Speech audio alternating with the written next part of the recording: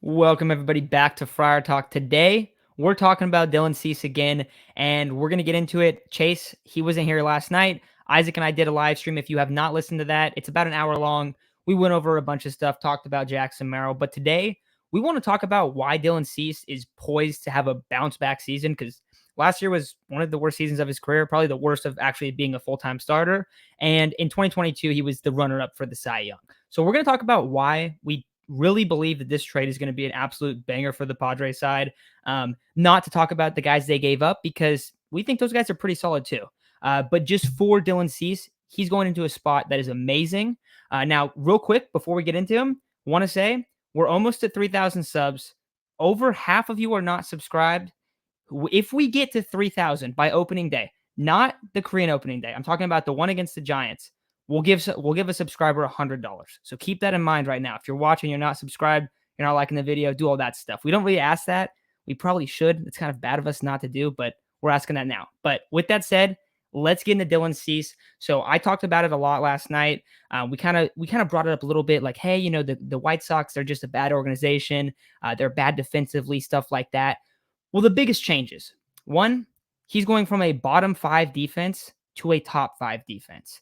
And the thing is, that's a massive thing, because it'll also had him in a spot where he had guys on base all the time. He was really good at getting out of jams and stuff, but he would get stuck in jams all the time. And a lot of times it wasn't even his fault. The other big change, well, two more big changes. Other big change is Ruben Niebla. The Ruben Niebla effect. Last year we saw Michael Wacha, Seth Lugo come in here. They were great. Guess what, guys? Dylan Cease is a lot better pitcher than both of those guys, and they were really good pitchers last season. Then the final thing is the Petco Park effect. Now, the White Sox Stadium is ranked, I think it's the most 18th hitter-friendly park, so it's right in the middle of the pack. Petco is the least hitter-friendly park in the whole sport. It is the best place to be as a pitcher, and for these reasons, that this is a prime spot for him to be able to come in and bounce back in. So I'm pumped for him. I think if you're, forget the Padres for just a second, if you're Dylan Cease right now, you're telling me I'm going to get all this and I get 2 years of this and then I hit the open market. He's probably pumped. Now we did see what happened with Blake Snell when he left, but I think Blake Snell's a much different situation. Dylan Cease goes long into games. There's a lot of stuff like that, but that's kind of my overall takeaway of why Dylan Cease is in a much better spot this year to bounce back and be a Cy Young caliber pitcher. But Chase, you obviously know a lot. You know a lot more about like pitching mechanics and stuff to me. So when you watch Dylan Cease, like what like stands out where you're like, dude, this guy is going to be an absolute baller for the Padres? Basically, like when you look at him, he has very repeatable mechanics.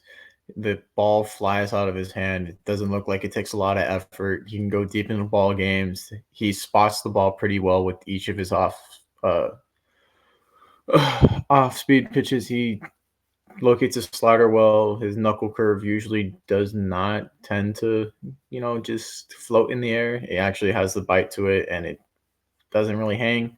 His changeup is kind of his least, formidable offering. It's kind of just a show me pitch to remind you that it's there. It breaks the opposite direction, which is nice. But when you have like a 96, 97 mile per hour fastball and two pitches that break like the slider and the knuckle curve, you basically have a right handed Blake Snell that locates a little bit better, goes deeper into ball games, doesn't really go through that giant slump where he's walking everybody, has a really rough time getting through the first half of the season.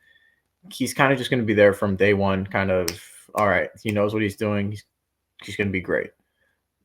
And plus, it just helps the rotation a lot. I mean, you look at it, you have Joe Musgrove, Dylan Cease, Michael King, and then you're only really worried about the fifth spot. But with the way Johnny Brito's been pitching, it's amazing.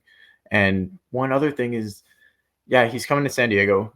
It's one of the best pitcher friendly parks in all of the MLB. I think it is technically. I know it's the least favorite for hitters. We've seen a lot of balls just kind of die out there. He's like, oh my God, that was a rocket. It died at the warning track. Like, you're also going to one of the best infields of all of baseball.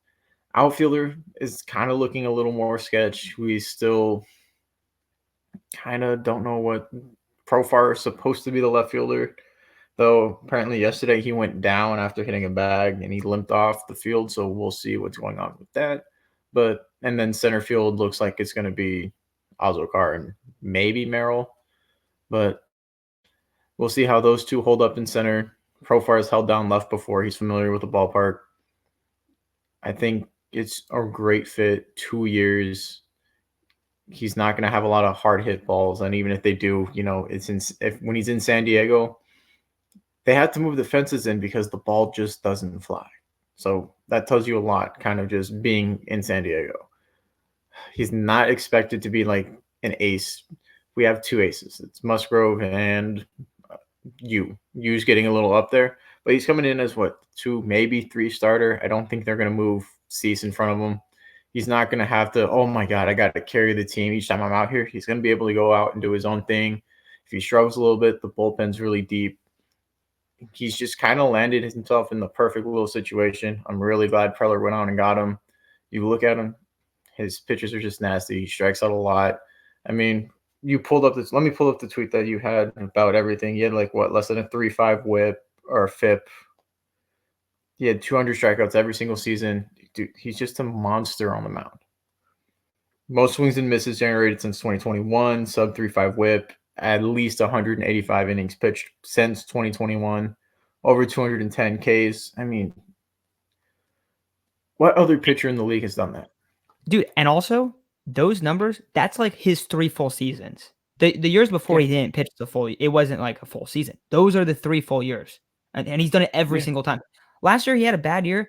Dude, I want to say his FIP was like a 3.7. It wasn't even that bad. He's playing with an awful defense. He's on an awful team, awful organization. So, dude, I'm there with you. I think it's gonna be interesting. I also like that you bring up like the pressure of it, because it's different when you're the White Sox and it's like, well, if we lose this one, we're completely screwed every time he steps on the mound. You don't feel that the same way. So yeah, I do. I'm excited. I really like the fit a lot. And I brought up, I said it's a little bit different than Blake Snell. I mean him hitting free agency. Like I think Blake Snell was viewed as like a liability and kind of a question mark.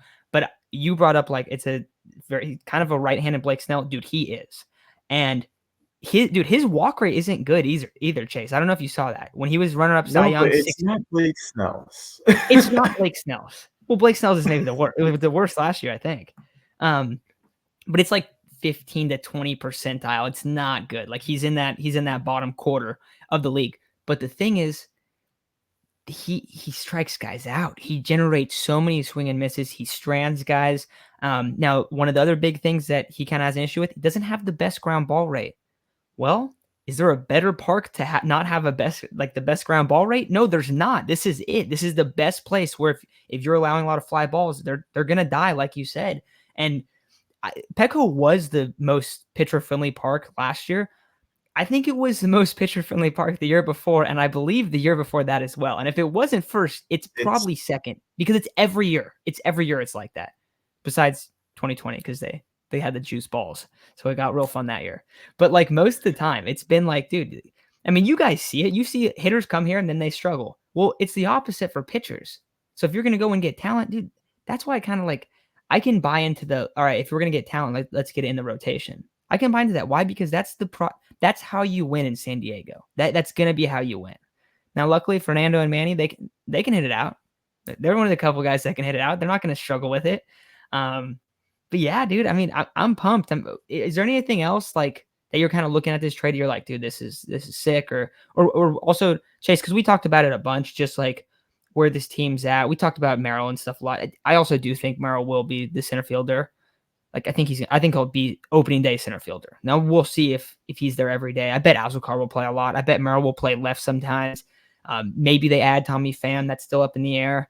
But I think in terms of like what this does, is this takes the Padres from a team that's kind of on the outside looking into the like being a wild card competitive team before the trade, and now they're in the heat of it with the ability to really to be like favored to make a wild card if they make a couple more moves, if they were to do that, because apparently they're still looking into Tommy Pham, and they also are looking into the trade market. And I think the trade market makes a lot more sense. We've talked about Brandon Belt a ton, but you add a couple guys to this lineup and you're like, all right, dude, This rotation is stacked. The bullpen is awesome, super deep. There's tons of pitching depth. If a couple guys go down, it's not the end of the world. And your lineup's not that great, but if it's average, it's going to be able to carry. So what's your overall thought after this trade just for the Padres now?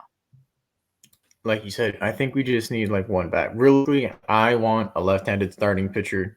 That's just preference. I really don't like having an already rotation. I think you need to mix it up in there. Of I believe I said Matthew Boyd. Since it's so late, he might be able to sign a Chiefs contract. Give him some time with Niebla. He might really do something special.